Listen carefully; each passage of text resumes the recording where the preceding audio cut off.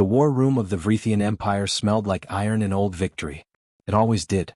The walls were made from the melted hull of the first enemy ship the Empire had ever destroyed. That was over 4,000 years ago. Since then the Vrithians had conquered so many worlds that the commanders who sat in this room had stopped counting them. Winning was not something they celebrated anymore. It was just something they did. Like breathing. Supreme Commander Reth stood at the center of the circular chamber. His 4 arms were crossed over his armored chest. His 4 red eyes moved slowly across the massive holographic map that floated in front of him. The map showed the entire known galaxy. And almost all of it was theirs. Thousands of glowing dots marked conquered worlds. Some were green, meaning fully under Vrithian control. Some were yellow, meaning they were still being processed. Still being taught what it meant to belong to the Empire. There were almost no red dots left. Red meant resistance. Red meant a species that had not yet learned its lesson. Reth liked it when the red dots disappeared. General Moan stood a few steps behind him. He was younger than Reth by about 200 years. He had only personally overseen 40 or 50 conquests. In the Vrithian Empire that made him practically a beginner. He held a thin data tablet in his lower 2 hands and waited for the right moment to speak. "Commander," Moan said finally. "The morning scout reports are ready." Reth did not turn around. "Anything interesting?" Moan stepped forward and reached past the commander to tap a small cluster of stars near the far edge of the map. The display zoomed in automatically. A tiny solar system appeared. 1 yellow star. 8 planets. Life signs on the 3rd planet and faint traces on a few of the others. "New species," Moan said. "First detected about 60 of their years ago by our outer range probes.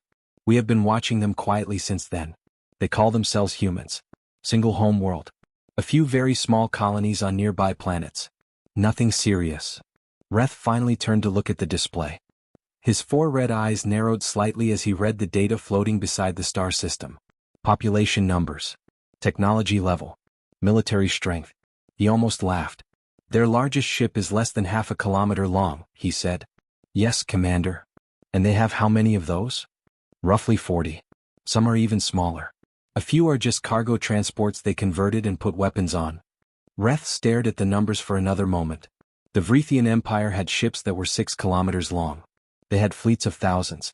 They had weapons that could crack the surface of a planet from orbit.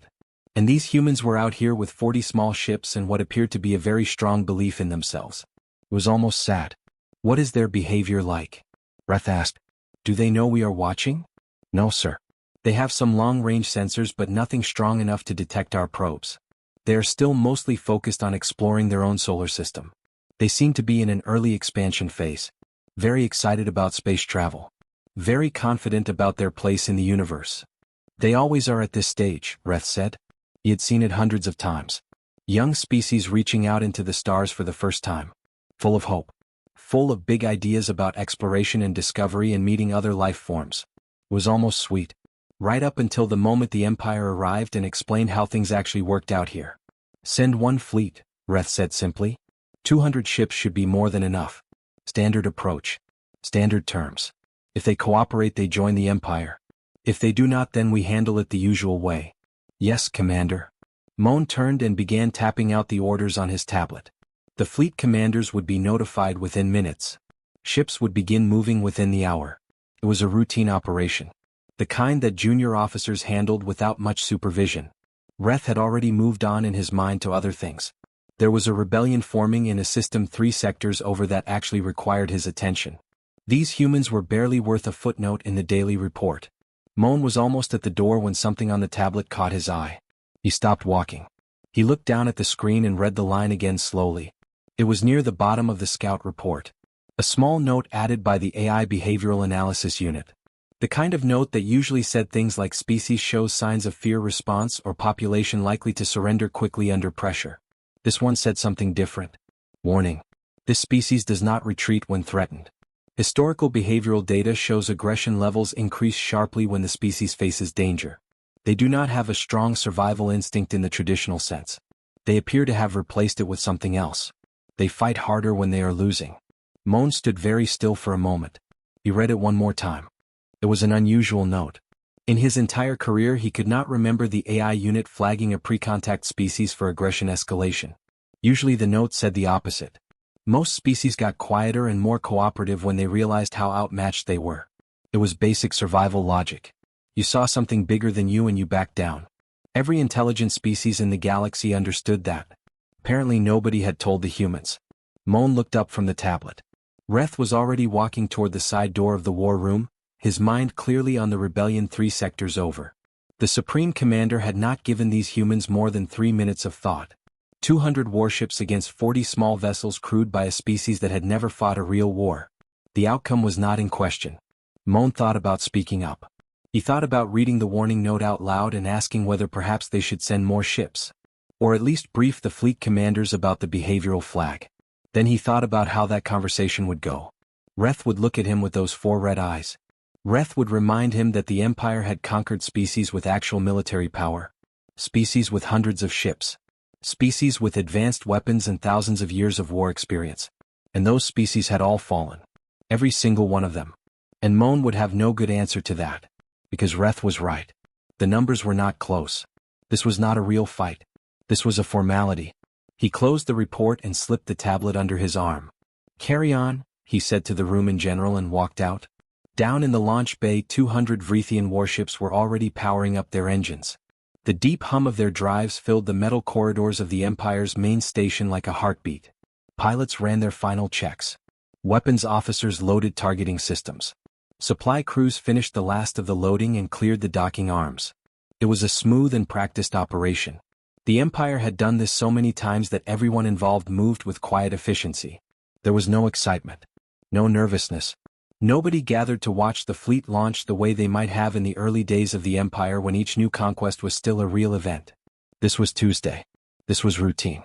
The 200 ships moved out of the station in a long clean column and turned toward the small distant star where a species called humans lived their small distant lives completely unaware that their entire future had just been decided in a 3-minute conversation by a commander who had not even asked their name. The fleet accelerated to faster than light speed and vanished into the dark. Behind them the station returned to normal operations. Reports were filed. The next set of daily briefings began. Someone in the logistics department updated the Empire's conquest schedule to include the human system. Estimated time to full submission was listed as 14 days. That was considered generous. Nobody looked out at the stars where the fleet had gone.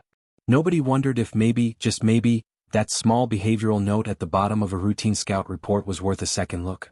Nobody gave the humans a second thought. The war room smelled like iron and old victory. It always did. But somewhere in the outer dark, 200 ships were heading toward a species that did not know how to stop fighting. And that warning note sat unread in a closed file on a tablet that Moan had already forgotten about. That was their first mistake. It would not be their last. Commander Diana Cole had not slept in 30 hours. She knew this because the last time she had closed her eyes was at the start of her previous shift, in the small rest room behind the main control deck, where she had managed exactly 40 minutes before the proximity alarm pulled her back to her feet. That was yesterday. Since then she had been standing at the main console of Earth's Deep Space Defense Station with cold coffee, a headache she was ignoring, and the growing feeling that something very bad was about to happen. The station itself was not impressive by any standard. It was a functional structure built for monitoring, not for comfort. Metal walls. Fluorescent lighting. Screens covering every surface. The kind of place that looked like it had been designed by someone who thought chairs were a luxury. Diana had spent more time here in the last 3 years than she had spent in her own home, and she still had not gotten used to the smell of recycled air and burnt circuit boards that seemed to live permanently in the walls. But she knew every screen in this room. She knew every number, every signal pattern, every sensor reading. And right now every single one of them was telling her the same thing. Something was coming. 200 confirmed contacts, said Lieutenant Ray Foster from the sensor station across the room. He was 26 years old, sharp, and had the useful quality of staying completely calm when everything around him was not. He read the numbers off his screen in the same tone he used when reporting routine satellite movements. All Vrithian. They crossed into our outer solar system 12 minutes ago and they have not changed course. Diana did not move. She kept her eyes on her own screen and watched the cluster of 200 dots moving steadily inward through the display. They were not rushing. They were not trying to hide. They were just coming. Slow and certain, the way something comes when it does not expect anyone to put up a real fight. Did they respond to our signal? She asked. Ray checked his communication panel. Nothing. Not even a standard acknowledgement. We sent greetings on every frequency we have.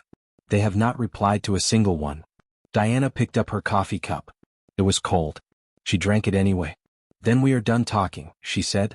She set the cup down and pulled up the fleet deployment screen. The numbers were not good. Earth had 40 ships ready for combat. 40. Some of them were purpose-built defense vessels. Some of them were deep space explorer ships that had been retrofitted with weapons in the last 18 months when it became clear that the signals from the outer probes were not the friendly kind. A few of them were so old that the engineering teams had been keeping them running with creativity and determination rather than any official spare parts budget. 40 ships against 200. Every single human vessel was smaller than the Vrithian warships now crossing through the outer solar system. The Vrithian ships were thick and heavy and built the way you build something when you have been winning wars for 4,000 years and you have stopped worrying about efficiency because raw power has always been enough. On paper it looked like a massacre. Diana stared at the screen for a long moment. A younger officer might have started doing the math. 40 versus 200. Human firepower versus Vrithian firepower. Armor ratings. Speed comparisons. Shield strength. A younger officer might have looked at those numbers and felt the floor drop out from under them. Diana did not do the math. She had learned a long time ago that battles were not won on paper. Paper did not account for the people behind the controls. Paper did not account for what happened when someone who had spent their entire career preparing for exactly this moment finally got to do their job. What is their formation? She asked. Ray studied his tactical display and traced the movement of the incoming fleet with 2 fingers. Standard hammer formation. 3 groups moving in a wide arc designed to close on a central target from multiple directions at once. It is meant to hit a target from 3 sides simultaneously and overwhelm it before it has time to organize a proper response. How long has that formation been standard practice for them? Ray checked the database. Records show they have been using variations of it for about 2,000 years. 2,000 years? Diana said quietly. She almost smiled. That formation only works if the target stays still and panics. She straightened up and rolled her shoulders. Somewhere in the back of her mind she registered the headache, the 30 hours without sleep, the cold coffee. She noted all of it and then she set it aside. There would be time to be tired later. Right now there was work to do. She reached forward and opened the fleet-wide communication channel. Every human ship in the solar system heard her voice at the same moment. All units, this is Commander Cole. Listen carefully because I am only going to say this once. 200 Vrithian warships are currently moving through our outer solar system. They have not responded to any of our communication attempts. We are treating this as a hostile approach. Effective immediately, we are moving to full combat readiness. She paused for just a second. Not because she was unsure of what to say next. Because she wanted every pilot and every crew member on every one of those 40 ships to have a moment to breathe before she continued. We are not running. We are not surrendering. We are not going to sit in a line and let them pick us apart one by one. Split into wolf packs of 4 ships each. Spread out across the solar system. Do not hold position. Do not be where they expect you to be. Move fast. Change direction constantly. Hit them and move before they can respond. Use the planets. Use the asteroid fields. Use everything. These people came into our home and they did not even bother to say hello. Make them regret every single second of that decision. She closed the channel. Ray was looking at her from across the room. Commander, he said carefully. Even split into groups we are still outnumbered 5-1. I know, Diana said. Their ships are heavier than ours. Better armored. I know that too. So what are we actually counting on here? Diana looked at the tactical screen one more time. 200 dots moving steadily through the outer dark toward a planet that held 8 billion people who had absolutely no idea that this morning was different from any other morning. People who were having breakfast right now. Getting their kids ready for school. Going to work. Living their lives the way people do when they trust that someone is out there watching the edge of the dark for them. We are counting on the fact that they have been doing this for 4,000 years, Diana said. Same tactics. Same formations. Same expectations. They have beaten so many species with that hammer formation that they stopped thinking about whether it actually works against every possible enemy. They are not walking into a fight right now. They think they are walking into a surrender that has not happened yet. She picked up her headset and put it on. And we are counting on the fact that every person on every one of our ships has been training for this moment since before they could properly fly. They know these planets. They know these asteroid fields. They know this solar system the way you know your own house in the dark. The Vrithians are walking in blind and they do not even know it. Ray nodded slowly. He turned back to his screen and began coordinating the fleet movements as 40 human ships started breaking apart across the solar system. They scattered in every direction, small and fast, disappearing into the dark spaces between planets and moons and spinning clouds of rock and ice. On the sensor screen, the neat, organized shape of Earth's fleet dissolved completely. Within 3 minutes there was no formation to target. No central group to hammer. Just 40 individual signals moving in 40 different directions through a solar system that humans had been exploring and mapping and learning for generations. Ray watched the Vrithian fleet continue its steady approach. Their formation had not changed. They were still moving in their standard hammer arc toward a target that no longer existed where they expected it to be. "They have not adjusted," Ray said. There was quiet surprise in his voice. "They will," Diana said. "But it will take them a few minutes to figure out what they are looking at. And by then our people will already be in position." She watched the screen. 40 sparks scattered across the dark. 200 heavy ships still moving in a formation built for a very different kind of enemy. The first shots had not been fired yet. But the battle had already started. And it had started exactly the way Diana needed it to. General Moan had commanded 17 military campaigns in his career. He had overseen the fall of species that had actual war fleets. Species with hundreds of ships and centuries of combat experience. Species that had dedicated their entire civilization to military development and still lost within a matter of weeks once the Vrithian Empire decided it was their turn. He had seen every kind of resistance the galaxy had to offer, and he had never once felt genuinely uncertain about the outcome of a battle. Until right now. He stood at the center of the command deck of his flagship and watched his tactical screen with the focused attention of someone trying very hard to understand something that refused to make sense. The display showed the positions of his fleet and the positions of the human ships. It updated every 3 seconds. And every 3 seconds it showed him something that did not fit any pattern in his experience.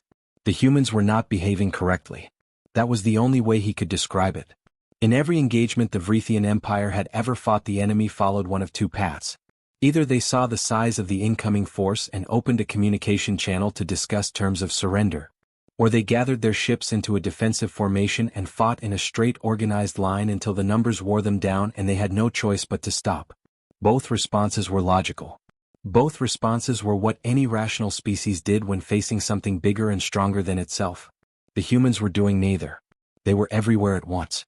Small groups of 4 ships appeared from behind moons and asteroid clusters and the dark shadow edges of planets, hit a Vrithian vessel hard with everything they had, and then scattered in 4 different directions before his gunners could even finish locking onto a target. By the time a response was organized, the attackers were gone. By the time his ships repositioned to cover the gap, something else was already coming from a completely different direction. It was like trying to fight smoke. "Sector 7, called one of his officers. 4 human contacts approaching from behind the asteroid cluster. They are moving fast." Moan turned to look. On the screen 4 small human ships came screaming out of a dense field of spinning rock at a speed that suggested they had used the asteroid field itself to accelerate. They hit the nearest Vrithian cruiser from the side, the angle that had the least armor coverage, and pulled away before the cruiser's weapons could rotate far enough to return fire. The cruiser was not destroyed, but it was damaged badly enough to drop out of formation. How did they know that angle was less protected? Moan said out loud. He was not really asking anyone. He was just thinking. Nobody answered him because nobody had a good answer. Then something happened that Moan would think about for a long time afterward. Lieutenant Jake Harris, a human pilot whose name Moan would only learn much later from captured records, flew his single ship directly into the middle of a tight Vrithian formation of 12 vessels. Not around it. Not at the edge of it. Directly into the center of it at full speed. It was insane. By every tactical calculation, it should have been the last thing that pilot ever did. 12 Vrithian ships surrounding one human vessel meant that human vessel should have lasted approximately 4 seconds. Instead, the 12 Vrithian ships stopped firing. Because they were all pointing at each other. The human ship was moving so fast and changing direction so constantly inside the formation that every gunner who tried to track it was pointing his weapons directly at another Vrithian vessel. 3 ships tried to fire anyway and immediately had to abort. 2 ships tried to reposition to get a cleaner shot and moved into each other's path. The resulting collision was not catastrophic, but it was damaging enough to take both vessels out of effective combat condition. One human ship had just removed 3 Vrithian vessels from the battle without firing a single shot. Jake Harris flew out the other side of the formation and disappeared back into the dark. Moan gripped the edge of his console. Before he could process what he had just watched, his sensor officer spoke up again. "Commander. Something strange happening near Saturn." Moan looked at the outer planet display. Saturn sat in the middle distance, enormous and ringed, its gravity well a significant feature of this solar system's geography. For human ships were moving toward it in a very specific arc. Not toward the planet itself. Around it. Close enough to the upper atmosphere that his sensors were having trouble tracking them clearly against the planet's own energy readings. "What are they doing?" he asked. His science officer stared at the data for a moment. Then her expression changed. "They are using the gravity," she said slowly. "They are flying close enough to the planet that its gravitational pull is accelerating them without them needing to use their own engines. When they come around the other side they will be moving significantly faster than their ships can normally travel. Can we track them when they come around? At that speed? Not accurately. Not in time." The 4 ships came around Saturn like stones released from a sling. They were moving at a velocity that his targeting systems had not been calibrated to handle. The attack vector was from a direction that made no logical tactical sense because no ship should have been able to reach that speed from that position in that amount of time. 6 Vrithian vessels were destroyed before anyone fully understood what had hit them. Moan stood very still in the middle of his command deck and listened to the damage reports coming in from across his fleet. Each report was another thing that should not have happened. Another human tactic that existed nowhere in the Vrithian database of known enemy behaviors. Another moment where his fleet had responded correctly according to their training and the humans had done something that the training had never prepared them for. He thought about pulling his ships back to regroup. Then he thought about what that would look like in his report to Commander Reth. A Vrithian fleet pulling back from 40 human ships. He stayed where he was and kept fighting. But something had changed in him. A small cold feeling had settled into the space behind his chest where his confidence used to sit. He had felt it the moment the human pilot flew into the center of his formation and walked out the other side without dying. He had felt it again watching 4 ships use a planet's gravity like a weapon. He reached down and pulled up the original scout report on his personal screen. He scrolled past all the standard data. Population numbers. Technology assessments. Military strength evaluations. He found the note from the AI behavioral unit at the bottom. Warning. This species does not retreat when threatened. Aggression levels increase under pressure. He read it once. Then he read it again. He finally understood what it actually meant. Not just the words. The reality behind them. The humans were not fighting harder because they were winning. They were very clearly not winning in the traditional sense. They had lost 9 ships. They were still outnumbered by a wide margin. By any reasonable measure they should have been looking for a way out of this. They were fighting harder because they were angry. Every loss made them more dangerous. Every hit they took seemed to sharpen them rather than slow them down. They were not calculating survival odds and adjusting their behavior accordingly the way any sensible species would. They were doing the opposite. The worse things got the harder they pushed. The Vrithians had no tactical doctrine for an enemy that responded to losing by accelerating. By the time the engagement reached its end point, the numbers told a story that Moan had never expected to tell. His fleet had lost 60 ships. 60 out of 200. Nearly a third of his force gone against an enemy with 40 vessels to begin with. The humans had lost 9. Moan sat down heavily in his command chair. Around him his officers moved quietly, running damage assessments, updating fleet positions, doing their jobs the way trained soldiers do even when the situation has gone completely sideways. Nobody was saying what everyone was thinking. He opened a direct channel to Commander Reth and recorded a short message. He kept his voice steady. He reported the numbers plainly and without excuses. He included the behavioral note from the scout report that he had not mentioned before. He sent it without reading it back. Then he waited. The reply came 11 minutes later. Reth's face on the screen was completely still. His 4 red eyes showed no emotion at all. He read Moan's report once. He looked at the numbers. He looked at the behavioral note. Then he said 4 words. "Send everything we have." The channel closed. Moan looked at the tactical screen where his reduced fleet drifted in the outer edges of the human solar system. Somewhere in the dark beyond his sensors 40 human ships were regrouping, resupplying, preparing. He thought about the pilot who had flown into the center of 12 warships and come out the other side. He thought about the 4 ships that had used a planet like a weapon. He thought about that warning note sitting unread at the bottom of a routine report. The full Vrithian armada was coming now. Thousands of ships. The kind of force that had never failed to end a war quickly. Moan hoped it would be enough. For the first time in his career he was not completely sure. General Moan had hoped Reth would reconsider. He had written the message carefully. He had included every number. Every detail. Every moment from the battle that he thought might make Reth pause and think about what they were actually dealing with. He had attached the behavioral note from the scout report. He had described the pilot who flew into 12 warships and walked out. He had described the gravity slingshot. He had described the look on his officers' faces when the final damage count came in. He had hoped that somewhere in all of that Reth would find a reason to slow down. He did not. The reply had been 4 words. Send everything we have. And Reth had meant it literally. The full Vrithian armada. The kind of force that the Empire had not deployed in over 800 years because nothing in the galaxy had ever required it. Ships came from 3 different sectors. Fleet commanders were pulled away from other assignments. Supply lines were rerouted. The entire military machine of the most powerful empire in the known galaxy turned itself toward one small solar system at the edge of explored space. 4,000 warships. Moan stood on the bridge of his flagship and watched them arrive through the observation window.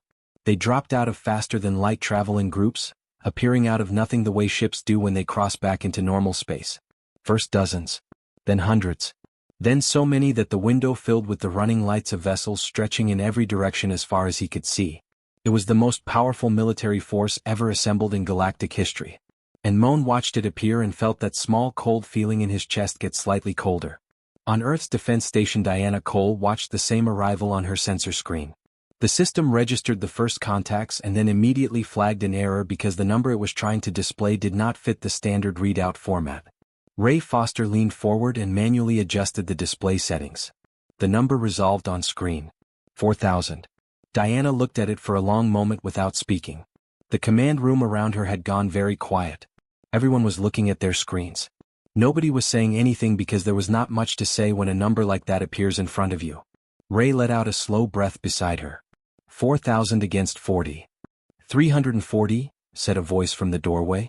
Diana turned around. General Frank Briggs walked into the command room.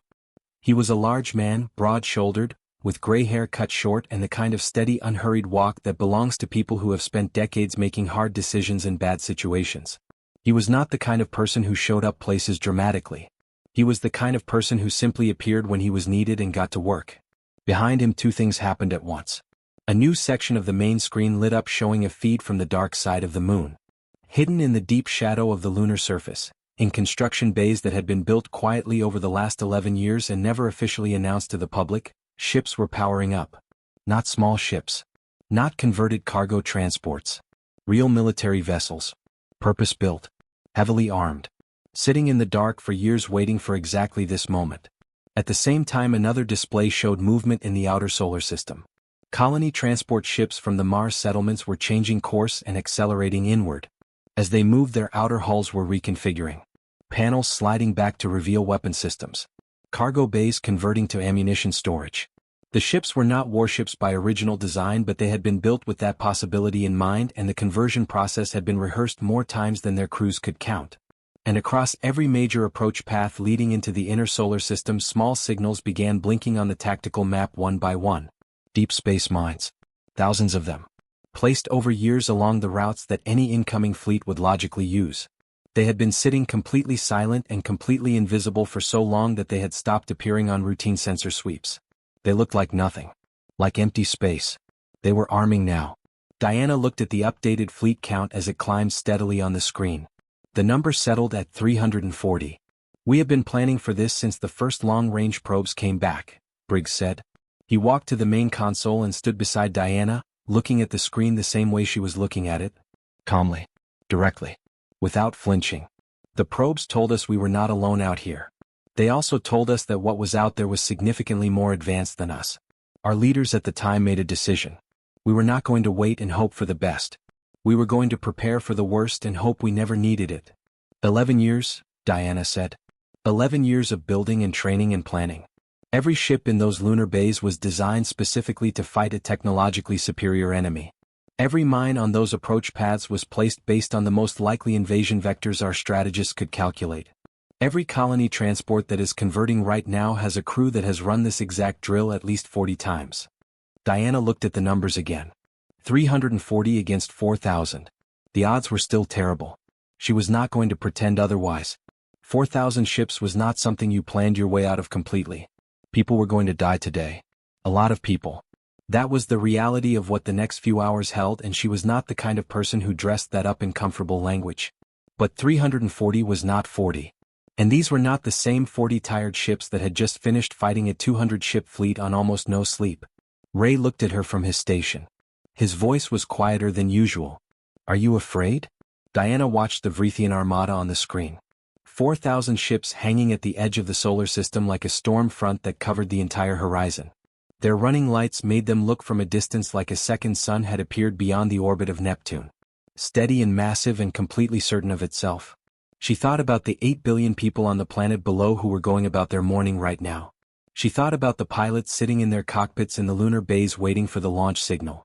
She thought about the mine technicians who had spent years placing those charges in the dark and never told anyone what they did for a living. "Not of losing," she said. "Only of what we are going to have to become to win." Ray nodded like he understood exactly what she meant. The communication panel lit up before anyone could say anything else. It was an incoming transmission. Broad signal. Being broadcast on every frequency simultaneously. Diana recognized the approach. It was the same kind of signal she had sent at the start of all this. A greeting designed to reach whoever was listening regardless of what technology they used to listen with. The difference was that her signal had been a genuine attempt at communication. This one had a different feeling to it entirely. She accepted the transmission. The main screen changed. The sensor display shrank to a corner and the central view filled with the image of a Vrithian commander. He was larger than the officers Diana had seen in the earlier intercepts. His 4 arms were at his sides. His 4 red eyes looked out of the screen with the flat, steady expression of someone who has already decided how a situation ends and is only going through the formality of announcing it. He looked at Diana the way you look at something small that has made the mistake of being in your way. He did not introduce himself. He did not ask questions. He did not reference the battle that had just happened or the 60 ships his fleet had lost or the minefield sitting invisible between his armada and Earth's inner planets. He said one word. "Surrender." The command room was completely silent. Diana felt every eye in the room move to her. Ray at his sensor station. The tactical officers at their consoles. Briggs standing to her right with his arms at his sides. Every person in that room waiting to hear what came next. Diana looked straight into the camera. She did not adjust her posture. She did not look at Briggs for reassurance. She did not look at the fleet count or the odds or the number 4,000 still sitting in the corner of the screen. She just looked at the man on the screen who had come to her home without being invited, ignored every attempt at conversation, sent 200 ships to force a surrender, and when that did not work decided to send 4,000 more. She thought about the pilot Jake Harris flying into the middle of 12 warships. She thought about Diana using a planet as a weapon. She thought about 11 years of quiet preparation in the dark side of the moon. And she said 3 words. "Make us surrender." The transmission cut. In the silence that followed, Briggs turned to the tactical screen and began issuing orders in a low, steady voice. The lunar base ships received their launch authorization. The minefields received their final arming signal. The wolf pack groups that had survived the first battle moved back into position across the solar system. 340 ships getting ready to face 4,000. The largest battle in human history was about to begin. And somewhere in the back of Diana's mind the only thought she held onto was a simple one. They came here. They chose this. Whatever happens next, they chose this. The battle lasted 11 hours. Later, when people tried to write about it, they struggled to find the right words. Not because it was complicated, but because the scale of it was the kind of thing that the human mind was not naturally built to hold all at once. Hundreds of ships moving across an entire solar system. Explosions happening simultaneously in a dozen different locations millions of kilometers apart. Thousands of people making thousands of individual decisions every minute, each one mattering, each one either keeping someone alive or not. It was not clean. It was not heroic in the way that stories usually make battles sound. It was loud and brutal and exhausting, and there were long stretches where Diana stood at her console watching the damage reports come in and felt the weight of every single name behind every single number on that screen. Human ships burned in the dark. The first losses came within minutes of the engagement opening. 3 Wolfpack ships caught by a concentrated Vrithian barrage before they could pull away. Then 2 more on the outer edge of the minefield where the explosions had pushed debris into unexpected flight paths that blocked escape routes. Diana watched each loss register on the tactical display and felt it land somewhere deep and specific inside her chest. These were not statistics. She had met these people. She had trained alongside some of them. She knew what their voices sounded like over a radio. Every loss hit like something physical. And every loss made the remaining crews fight harder. That was the part the Vrithians could not understand and could not adapt to. They had a tactical doctrine for an enemy that weakened as it took casualties. Every species they had ever fought followed that curve. The more ships you destroyed, the less resistance you faced. It was basic mathematics. It was how war worked. With humans, the curve ran the other way. The minefields went off in the first 20 minutes of the engagement, and the results were staggering. 800 Vrithian ships destroyed or disabled before the main battle lines even made contact. The mines had been placed by people who understood exactly how a large incoming fleet would move through the solar system. Every major approach vector. Every logical shortcut between the outer planets. Every gravitational corridor that a navigator would naturally use to move 4,000 ships efficiently inward. All of them seated with weapons that had been sitting silent and invisible for years. The Vrithian fleet lurched. Whole sections of the armada lost formation as ships tried to avoid the expanding debris fields. The clean, organized structure of 4,000 warships advancing in coordinated groups dissolved into something messier and harder to coordinate. Sections lost contact with each other. Commanders started making individual decisions instead of following the central plan because the central plan had assumed the approach would be uncontested. Frank Briggs watched this happen from the command station and began issuing orders in a quiet, steady voice that never changed in tone regardless of what the screens were showing him. He was the kind of commander who had a plan and then had 12 backup plans and then had thought about what to do if all 12 backup plans also failed. He moved human wolf packs into the gaps that the mine explosions created. He redirected the converted Mars transports to hit the sections of the armada that had been cut off from reinforcement. He coordinated the lunar base ships into a defensive perimeter around Earth itself that forced any Vrithian vessel that made it through the outer engagements to slow down and fight through a wall rather than making a straight run at the planet. Ray Foster did not leave his sensor station for 9 hours straight. He tracked everything. Ship positions, weapon signatures, communication intercepts. He fed Diana and Briggs a constant stream of updated information with the focused intensity of someone who understood that every piece of data he provided was directly connected to whether people lived or died. His voice got quieter as the hours passed, but it never stopped. Never hesitated. Just kept coming, steady and accurate, hour after hour. The battle moved through the solar system like a storm that kept changing direction. Engagements flared near Jupiter and then near the asteroid belt and then near Mars as Vrithian groups pushed inward and human wolf packs hit them from the sides and pulled away. Each individual engagement was its own small war with its own small heroes doing things that nobody would ever fully record because there was too much happening everywhere at once. Jake Harris flew 3 more impossible runs that should have killed him each time. A converted Mars transport called the Steadfast took 13 direct hits and kept firing until its crew had used every weapon on board and then used the ship itself as a battering ram against a Vrithian cruiser that was targeting a smaller human vessel that had lost its engines. A wolf pack of 4 ships held a narrow corridor near one of Saturn's outer moons for 2 hours against a Vrithian force 20 times their size, buying time for Briggs to reposition the main defense line, losing 3 of the 4 ships in the process. The 4th ship flew back to the line alone. And kept fighting.